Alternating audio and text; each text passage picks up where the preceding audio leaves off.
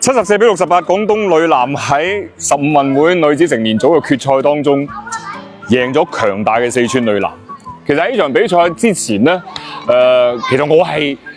點講咧，或多或少係對呢場比賽咧唔會話太過樂觀，因為點解？因為四川女籃太強大啦，幾乎成個國家隊嘅首發陣容喺晒佢度，而且佢嗰個陣容係好厚實嘅。而廣東女籃咧喺半決賽完咗之後，我問咗姐姐楊力維，佢話其實我哋去到決賽已經贏咗㗎啦咁樣。咁我覺得哇，連打波個都係咁，莫非呢場比賽可能真係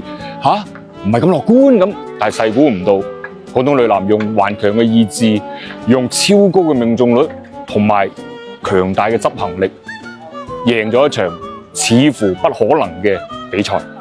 嗱，鄭薇鄭指導的確係冠軍教練，佢深知自己嘅球隊嘅陣容不如四川隊咁厚實，所以佢喺1/4決賽、半決賽，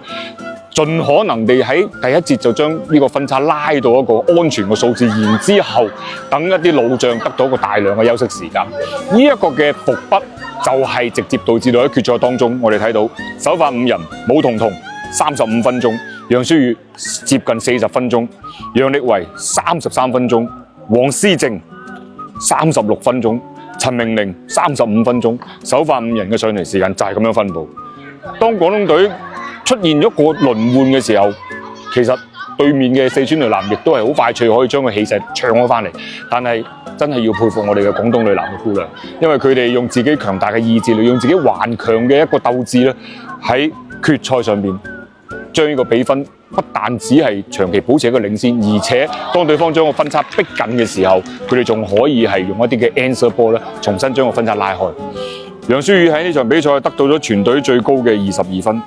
而陳明玲面對住對方有雙塔嘅情況下，攞到18分，而身高明顯不如四川隊嘅廣東女籃，喺整個籃板數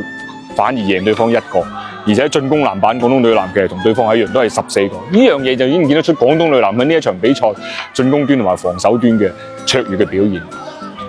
真係好唔容易，因為廣東女籃去到打